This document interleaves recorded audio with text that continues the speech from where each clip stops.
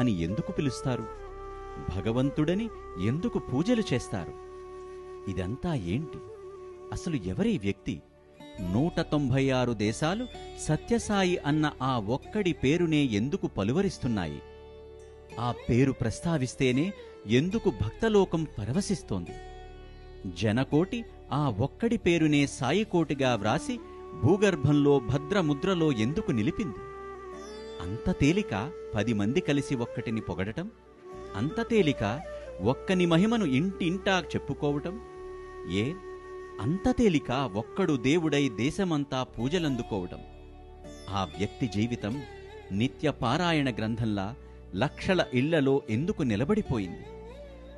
ఊరులో అతని గుడి, పిల్లల పేర్లలో, సంస్థల పేర్లలో, వాడల పేర్లలో అతడి సడి.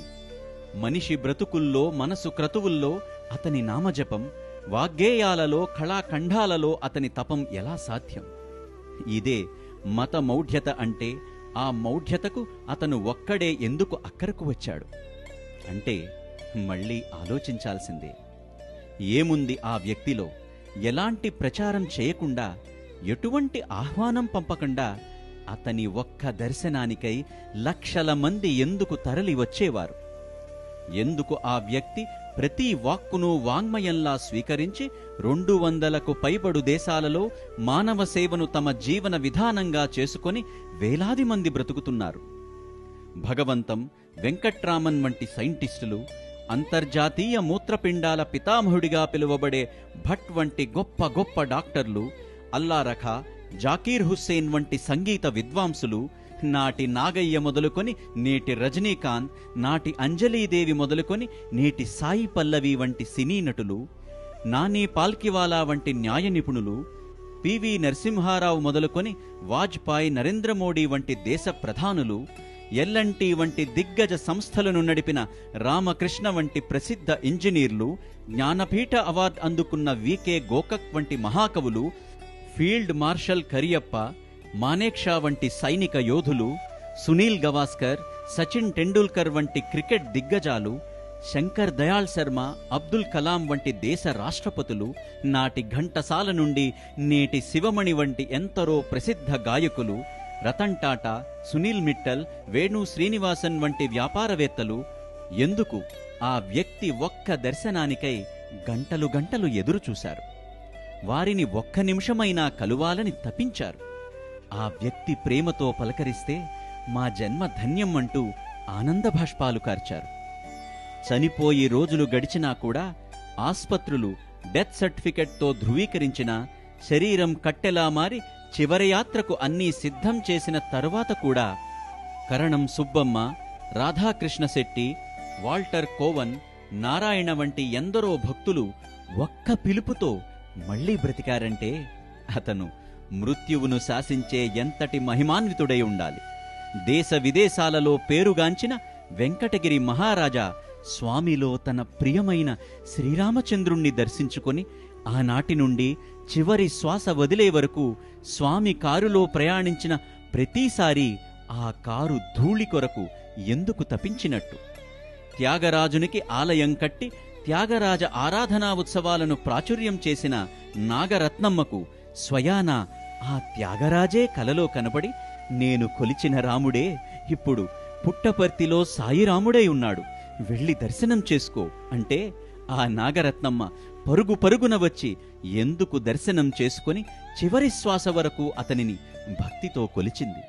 షిరిడీ బాబా మహాభక్తురాలైన చించోలి మహారాణి అతనిని మొదటిసారి దర్శించినప్పుడు ఎవరికీ తెలియకుండా షిరిడీ బాబా వారు రాజమందిరంలో వదిలిన కమండలం, హుక్కా, అంగీని స్వామి ప్రస్తావిస్తే విని విస్తుపోయి తిరిగి వచ్చి నా షిరిడీ సాయినాథుడే మళ్లీ జన్మించాడని భక్తితో పరవశించి షిరిడీ బాబా తమతో తిరిగిన జట్కా బండిని పుట్టపర్తికి తీసుకువచ్చి అక్కడే నిలిపి చివరి శ్వాస వరకు స్వామిని ఎందుకు కొలిచినట్టు? భూలోక వైకుంఠంగా కొలవబడే తిరుపతి గర్భగుడి అర్చకులంతా వెంకటేశ్వరునిలో అతనిని దర్శించి విస్తుపోయి స్వామి దర్శనానికి హుటాహుటిన ఎందుకు పరుగెత్తి వచ్చినట్టు? రమణ మహర్షి ప్రియ శిష్యుడైన స్వామి అమృతానంద స్వామి దర్శనానికై వచ్చి నీవు చిన్ననాడు చేసిన గణపతి యజ్ఞం ఫలితంగా నీకు గణేశుని దర్శనం ఇస్తున్నాను అని స్వామి గణేశుడిగా కనబడితే సంభ్రమాశ్చర్యాలతో ఎందుకు పరవశించినట్టు. రామకృష్ణుని ప్రియశిష్యుడైన అభేదానంద అతనిని దర్శించి మాట్లాడిన తరువాత ప్రేమ 2 పాదాలపై నడిచే స్వరూపం ఇది అని ఎందుకు 2 చేతులు ఎత్తి నమస్కరించాడు. ఆయన ఒక్క స్పర్శతోనే క్యాన్సర్ వంటి భయానక రోగాలు ఎలా మటుమాయమయ్యాయి. దేశమంతటా ఎంతో పేరు పొందిన శ్రీకృష్ణావతారం రాసిన కెఎం మున్షి మందులేని పార్కిన్సన్ వ్యాధితో బాధపడుతుంటే నువ్వు నా కొరకు ఈ పుస్తక రూపంలో చేసిన తపస్సును నేను మెచ్చాను అంటూ ఒక్క స్పర్శతో అతని పార్కిన్సన్ వ్యాధిని ఎలా నయం చేసినట్టు. గండికోట సుబ్రహ్మణ్య శాస్త్రి, ఉప్పులూరి బైరాగ శాస్త్రి, కామావధాని వంటి ఉద్దండ వేద పండితులు స్వామిని కలిసి మాట్లాడిన క్షణమే మేము యజుర్వేదంలోని నమక చమకాలలో నిత్యం స్తుతించే పరమేశ్వరుడివి నీవే అంటూ ఆయన పాదాలపై ఎందుకు పడ్డారు. తమ తక్కిన జీవితం ఆ వ్యక్తి సేవలో ఎందుకు గడిపారు. ఆయన ఒక మహామోసగాడు, అమాయకులను తప్పుదోవ పట్టిస్తున్న దొంగబాబా అని అనుదినం తన వార్తాపత్రికలో రోజూ దుమ్మెత్తిపోసిన బ్లిడ్జ్ పత్రిక ప్రధాన సంపాదకుడు కరంజియా స్వామిని కలిసిన మరుసటి రోజే భగవంతుడు సశరీరుడై భారతదేశంలోని పుట్టపర్తిలో ఉన్నాడు అని అదే వార్తాపత్రికలో మొదటి పేజీలో అట్టహాసంగా ప్రచురించి తన తప్పుకు సిగ్గుపడుతూ జీవితకాలం భక్తునిగా ఎందుకు మారిపోయాడు. ఎందుకు స్వామి రామేశ్వరంలో మహాసముద్రం ఒడ్డుకు చేరగానే పెద్ద అలలు ఎగసిపడి 108 అపురూప ముత్యాలహారం అలలపై తేలివచ్చి నన్ను త్రేతలో ఆశీర్వదించిన రామచంద్ర మరల వచ్చావా అని సముద్రుడు అందించినట్టు అతని పాదాల చుట్టూ చేరింది. ఈ గడ్డపై గురువులుగా పిలవబడే శివానంద, చిన్మయానంద, మాతా అమృతానందమయి, శ్రీ శ్రీ రవిశంకర్ వంటి ఎందరో గురువులు మేము కొలిచే ఆ భగవంతుడివి నువ్వు అని చేతులెత్తి మొక్కారు. ఎందుకు ఆ వ్యక్తి దర్శన స్పర్శన సంభాషణకు లక్షల మంది పరితపించారు. అతనెంత తేజస్వి అయి ఉండాలి.